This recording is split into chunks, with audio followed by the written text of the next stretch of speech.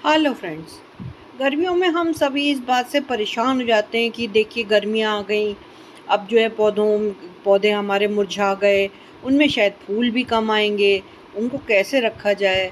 लेकिन आप इस चीज़ से बिल्कुल ना परेशान हो। जिस प्रकार से गर्मी का मौसम आते ही हम अपने पहनावे में बदलाव करते हैं, हम अपने खान पान में बदलाव करते हैं, गर्म चीज़ों से ठंडी चीज़ों की ओर जाते हैं, उन्हें खाना, ठंडी जगहों पे रहना, पंखा एसी चलाना पसंद करते हैं।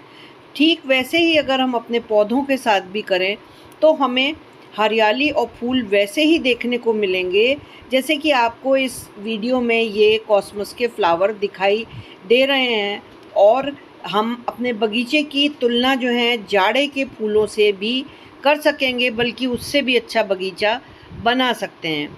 अब ये देखिए, ये घर में मेरे लगे हुए कॉस्मस के फ्लावर जिनको कि मैंने कोचिया के पौधों के साथ लगाया है, कितनी अच्छी ब्लूमिंग कर रहे हैं। लेकिन इनकी जगह का बदलाव किया गया है। इनको पीछे के यार्ड में जहाँ थोड़ी छाया रहती है वहाँ पर मैंने फरवरी के बाद लगाया और अब ये फ्लावरिंग कर रहे हैं।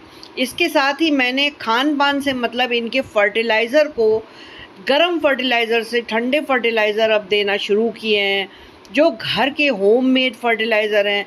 जैसे कि किचन वेस्ट का फर्टिलाइज़र है, आपका केले के छिलकों को सुखा करके उसके पाउडर का फर्टिलाइज़र है, सीवीड ग्रैन्यूल्स का फर्टिलाइज़र है और नीम की खली का फर्टिलाइज़र है। ये मैं अपने सभी पौधों में इस्तेमाल करती हूँ।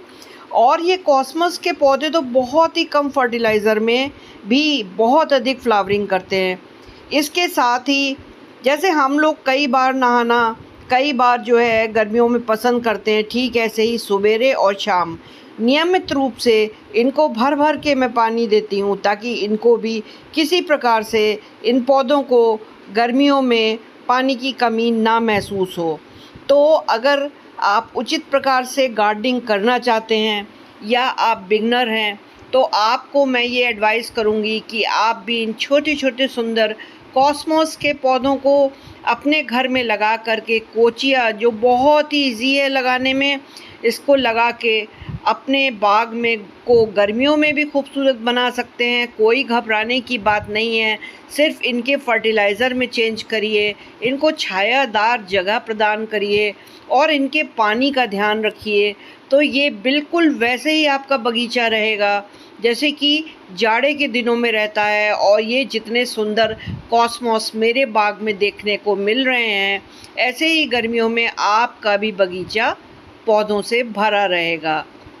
कॉस्मोस के फ्लावर्स फ्रेंड्स कई कलर में आते हैं। मैंने तो पीले लगा रखे हैं, लेकिन ये रंग बिरंगे मल्टी कलर्ड भी आते हैं। और एक सेल्फ ग्रोइंग प्लांट है ये।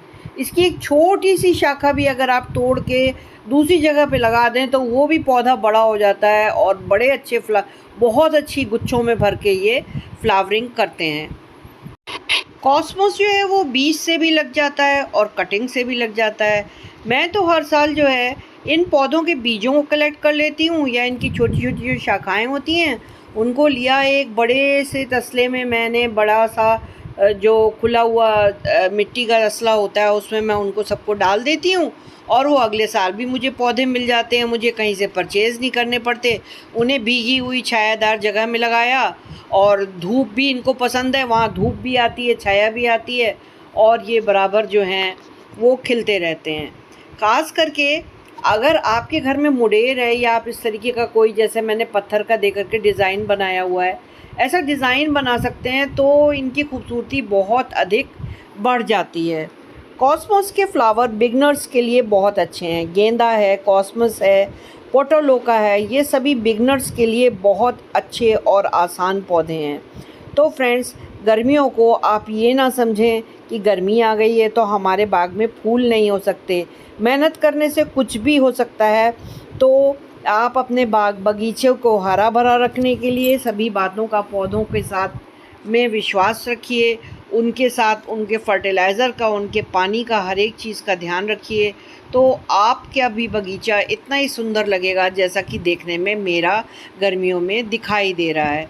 तो फ्रेंड्स, अगर मेरा ये वीडियो आपको अच्छा लगा हो तो प्लीज़ मेरे चैनल को लाइक करें, सब्सक्राइब करें, बेल आइकॉन का बटन प्रेस करें, बाय, हैप्पी गार्डनिंग।